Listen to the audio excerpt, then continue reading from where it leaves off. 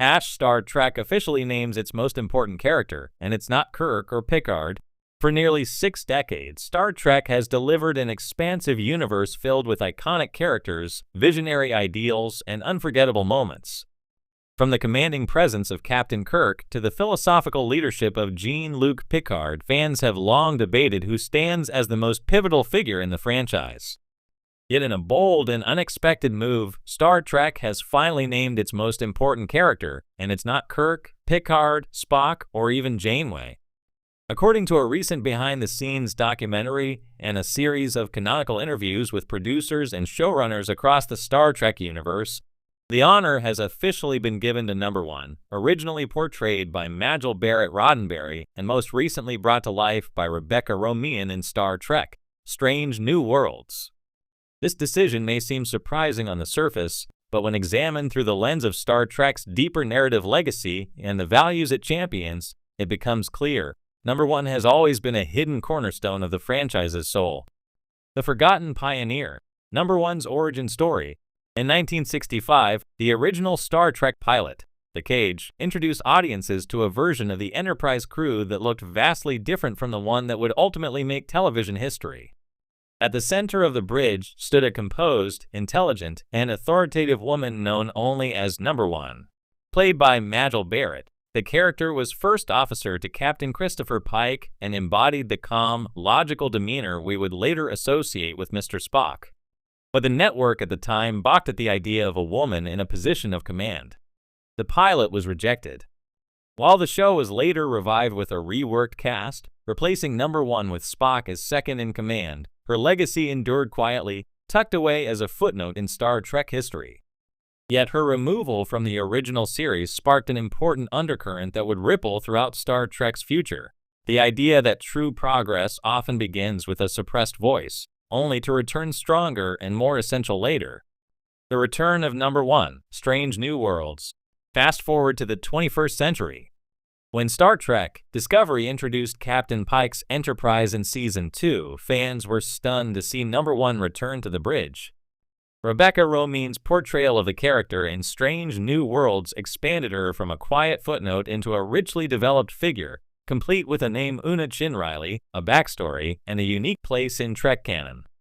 In Strange New Worlds, Una isn't just Pike's first officer.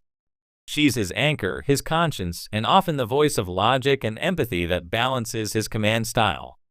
Her storyline explores themes of identity, loyalty, and the ethical challenges of leadership. In Season 1's pivotal arc, her hidden identity as an Illyrian, a genetically modified species, puts her at odds with Starfleet's deeply ingrained prejudices, forcing the show and viewers to confront moral hypocrisy in institutions that claim to uphold diversity. It's no coincidence that Starfleet itself ultimately exonerates her, making a statement about growth, forgiveness, and embracing what makes us different. This redemption arc positions Number One not only as a vital player in the universe, but as the embodiment of Star Trek's core values. Why Number One matters more than ever. So why has Star Trek officially named her its most important character? According to franchise executive producer Alex Kurtzman, the answer lies in Number One's symbolic resonance.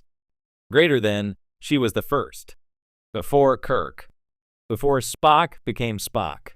She was the embodiment of what Star Trek was always meant to be: fearless, forward-thinking, unafraid to challenge the status quo. Her absence shaped the show's early path. Her return defines its future. It's a poetic full circle. In the beginning, she was erased by the limitations of her time. Now, Star Trek embraces her as the soul of its ongoing mission. Number One represents the journey of Star Trek itself, an evolving, self-correcting narrative that reflects real-world social change. Her reinstatement isn't just about representation, it's about reckoning with history and rewriting the mythos to honor those sidelined by systemic bias. A mirror for the franchise. Let's look deeper at how Number One mirrors the franchise at large. Suppression and rebirth. Just as Number One was removed from the pilot only to return decades later, Star Trek as a franchise has often faced cancellation, revival, and reinvention. From the original series' untimely end to the next generation's unexpected triumph and Discovery's reinvention of the formula, Trek has thrived on the same principle: resilience. Morality and leadership. Unlike Kirk's brashness or Picard's diplomacy, Una's leadership is marked by quiet integrity. She doesn't seek the spotlight. Instead, she earns trust through competence and compassion. That subtle power is exactly the kind of leadership Star Trek has increasingly leaned into as it explores modern themes of justice, equity, and emotional intelligence. Feminism and evolution. The character's journey is also a barometer for gender representation in science fiction. Where once a female first officer was too much for TV execs, she now anchors one of the most progressive Star Trek shows to date. Her evolution reflects how far genre storytelling has come and how much further it still needs to go. Her impact is already felt. Even outside of Strange New Worlds, Number One's legacy is reshaping Trek continuity.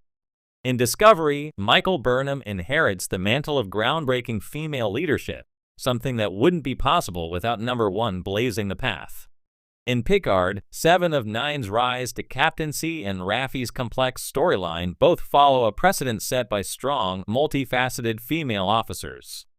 In Lower Decks, Ensign Mariner's rebellious brilliance indirectly echoes the same spirit of hidden competence that defined Number One's early struggles. And in the fan community, Number One has become a symbol of perseverance, representation, and reclamation. Cosplayers, fan fiction writers, and convention panels increasingly center her as a subject worthy of deeper exploration, finally giving her the spotlight she was denied for so long. Not Kirk, not Picard, but still central. It's important to note, honoring Number One doesn't diminish the contributions of Kirk, Picard, Sisko, or Janeway. Each captain brought a different philosophy to the Star Trek universe, shaping its tone and ideals. But while those captains drove the narrative, Number One now represents something more foundational, the why behind the mission. Kirk represents adventure. Picard represents diplomacy. Sisko represents faith and defiance. Janeway represents endurance. Burnham represents rebirth. But Number One represents origin, course correction, and potential. The legacy moving forward. Now that Star Trek has officially acknowledged Number One's place as its most important character, the future becomes even more exciting. With Strange New Worlds gaining momentum and a possible spin-off focused on the Enterprise B era being rumored, there are countless opportunities to explore Una's influence across Starfleet history. There's also the possibility of bringing her legacy into future set series. Imagine a 25th century Starfleet Academy teaching leadership lessons based on Una Chin Riley's moral decisions. Or a time travel episode where descendants reflect on her Illyrian heritage as a turning point in Federation policy. And more broadly, her story,